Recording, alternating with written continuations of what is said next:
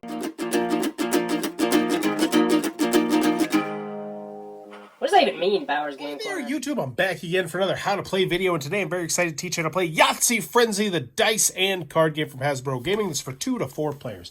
So the first thing you're going to want to do is each player in the game is going to get their own set of dice and their own special colored dice tracker card. So we have blue, green, red, and yellow, but right now we're going to set up a 3-player game, so all the yellow components will go back into the box. So next what you're going to do is make sure you take all the combo cards, shuffle those up, and then take all the power-up cards, shuffle those up. You're going to find this round tracker right here and set the little token on the first round 1 because you're going to play over the course of 6 rounds, and now you're ready to set out the combo cards for the first round. Now, depending on how many players you have in the game, you're going to set up a different number of combo cards. If you're playing a 2-player game, you will have 3 combo cards out in the center. If you're playing a 4-player game, if you're playing a 3-player game like we are, you're going to have 4 combo cards out in the center. And if you're playing a 4-player game, you're going to have 5 combo cards out in the center. So since we have a 3-player game, we got 4 set out here. And you'll notice that on these cards, there are going to be various different numbers. These are the numbers that you need to get on your dice tracker in that very specific way that you see them on this card in order to slap that card, say the name out loud, and claim that card, which will then give you those points, which you'll use to win the game. So with our combo cards out, the youngest player is going to go 3, 2, 1, go. Then everyone's going to be rolling their dice as fast and as frantic as they can, like so.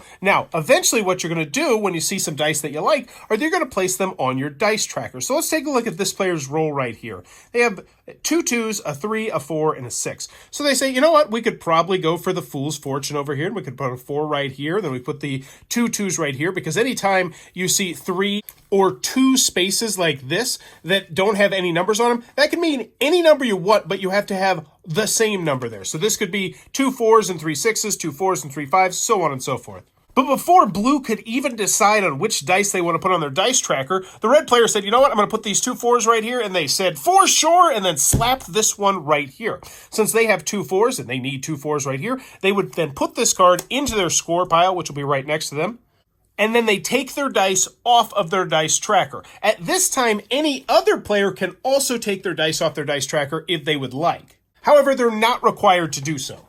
But the important thing to remember is that the only time that you can take your dice off of your dice tracker is when you score a card or when someone else scores a card.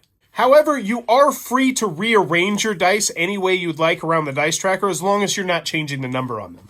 So I think, honestly, blue probably has decided they're going to go 2, 3, 4, 6 and probably go for the whole enchilada. So then they're going to keep rolling as fast as they can, trying to get that 5. Green over here is going to be doing the same thing. Oh, they got the 3 6s, so they'd put these on here real fast. So they'd slap it and say, hexed! And one more thing I want to remind you is that when someone else scores a card, you don't actually have to stop rolling the dice. So right now, blue does not care that we scored hex because they're very clearly going for the whole enchilada right here. So they might keep rolling. And sure enough, they got themselves that 5, so they'd slap it, say whole enchilada, that goes into their pile, and eventually the round will end when all the cards have been claimed. So let's pretend that red got that one. Once there are no more combo cards in the center, you're going to take all the dice off your dice tracker, and then you're going to check everyone's cards to see if they got a power-up card for this round. Now, we didn't have any power-up cards, but let's show you what a power-up card looks like. You'll see it's really quite simple. It'll say power-up here on the bottom left-hand corner. If you captured any of these special power-up cards during a round, the next round you play, you will get 1 special power-up card. So let's actually pretend that this was a card that someone had scored, that green had in fact got the wild horses, so they would get a power-up. So what this means is now that this round is over, they're going to draw 1 power-up card, and they're going to be able to do the special ability on this card next round and only next round.